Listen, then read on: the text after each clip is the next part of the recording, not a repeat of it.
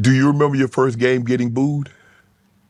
Who y'all first? Do you remember who y'all played first? Played the Bulls.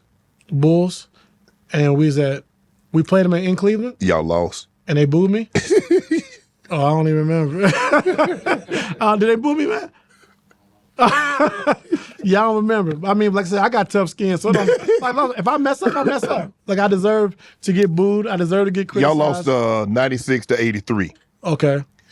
But, do you understand what you did?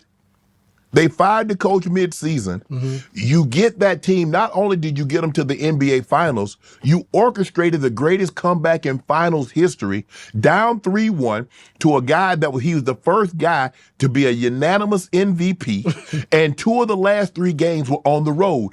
How do you lie to them? You got to lie. Sometimes, coach, you tell us all the time, sometimes guys, they got to lie to you. How do you lie to them and tell them they really got a chance to win this? You know what's crazy is that I swear to God, I thought that we can win. Like, even when we were down 3-1, I thought that we could win. What? You had just lost. You had just went down 3-1 at your home court, T. Lue. But I'm saying, we lost the 2 games we lost first, we got blown out. Yeah. We win game 3. Yes. We should have won game 4. We tricked it off the last 2 minutes of the game. Right. Right? So we go down 3-1. And I'm like, we still have opportunity to win this. Like, we still can win. I really believed it. But we had to make some tweaks, and we made some adjustments. And like I said, I give our guys credit for doing that. But what's funny, like, getting to that point, every time we lost a game, I never showed film. And so David Griffin would go back to our video guy, DV. He was like, man, what the hell is he doing? Like, why? He said, listen, just trust him. He know what he's doing. Right. Like, just trust him. Right. Like, if he's doing it, I believe in it. Right. So, like, because after game 1, or even in the finals before, like, if we show film and like they was blowing us out. Like, right. It was like, you don't want mentally, you don't want that, you don't want. We can't beat these guys. Exactly. So you don't want the guys seeing that. So we come in, have a fun day, shooting half court shots, tweak some stuff here and there. And then when we win, that's when we be long film sessions of all the stuff we're making mistakes on and like what we got to clean up to be better. And it worked because you don't want to psych your guys out thinking like, man, like, how can we beat them? Right. You know, and so every time we lost, I never showed film. When we won, I showed all the stuff we need to get better at.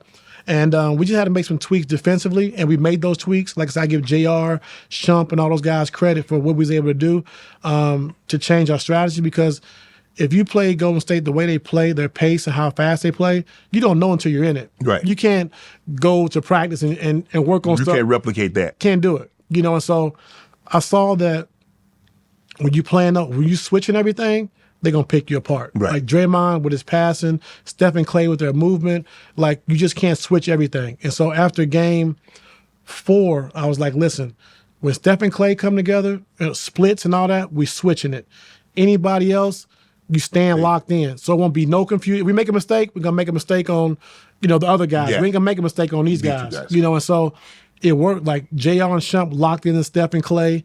Like if you guard Iguodala, Livingston, you pushing up, you just protecting, and like it changed our whole series. Like it changed it. And then the performance that Bron and Kyrie had in game 6. No. Game 5. They Game both 5. scored 41. Yeah. And in the game 5, and like going home for game 6, like I thought we warmed down. And then game 7, you got the best player in the world going into game 7. You gotta love your chances. Right. So that's kind of what happened. Was it ever a situation that you had like, because it's hard because you got a LeBron, man, or any great player to like, bro, I need more from you. You got to give me more. Yeah, halftime of game 7. Yeah, halftime of game 7. We come in the locker room and like they said, we're going to show film. I said, no, ain't no film. Like, so I came and said, Bron, what you going to do, man? I said, what you mean? So you got to do more. Like, you got to be better. Like, what you want me to do, T. Lue? I'm like, because he had 20 points and might have 7 assists. But he left a lot on the table to me. Right. And this is game 7. You're the best player in the world. I was like, what you want me? I said, you got to guard Draymond better, score the basketball, stop turning over, be aggressive. Anything else you want me to say? So he maddened him up, right? So I go in the office, I slam the door. So later, after it was over, Damon Jones said, Bron came to him like, man, can you believe T. Lue, man, called me out like that? That's some bull, whatever. D. Jones said, well, I ain't been here all year, but everything I read and you called and told me, you trust him. Why not trust him now? He's like, F you.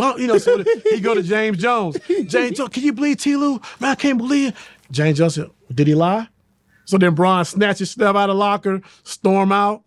And shit, that's all she wrote. You know, I mean, JR, but people understand, JR scored the first seven points. He started did. in the third quarter. He did. And then after that, because we was down 7. So JR scored 7 straight. And then after that, man, Bron, what he did after that was all she wrote. The chase down and then Kyrie's 3-point shot. I don't know because you guys had gone like 3 minutes, T. Lue, and nobody could score. I know. It was like somebody put a lid on the basket. Yeah. Everybody was bricking, airballing. You could feel that it was tightening. Yeah. Everybody felt, I don't care what anybody says, everybody felt it. Yeah. Do you feel that if Iguodala had laid that ball up, that was going to be the momentum that they needed to win the game? Or you felt you guys, even if they had broke the score, because you guys scored first. Yeah, I mean, no, they scored first. The guy escaped. It was tied. Yeah, it was tied. He blocked it. Yeah, and then Kyrie timeout. And then Kyrie started dance. Right, and so we called timeout. And the thing about Bron was exhausted. And so we get to the bench. I mean, he's done. So I'm like, shit. You know, Kai, it's time to dance. You know what I'm saying? So I'm like, we want to run pick and roll, you know what I'm saying? Because Clay was a great defender. Right. And like I said, Steph, you know, to where he's at now defensive wise, like he took a huge step, you know, and take pride in guarding, you know, now. And so they had no weak links. You didn't want Draymond. You didn't want Iguodala. You didn't want Clay. So I was like, but we got to try to get Steph in action. Right. You know, so, you know, we run a pick and roll. You know, Kyrie gets a switch. I ain't no gonna shoot a 3. You know what I'm saying? I ain't no gonna shoot a 3. And so he gets that's his shot though. Yeah. That side step 3, that's his shot. So he gets to that right wing, he's dancing, and he shoots it.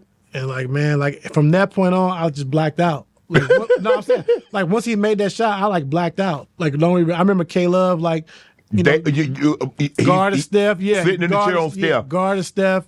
And I remember it was at the end of the game, we were up 4. Yeah, Bron gets fouled. We up 4.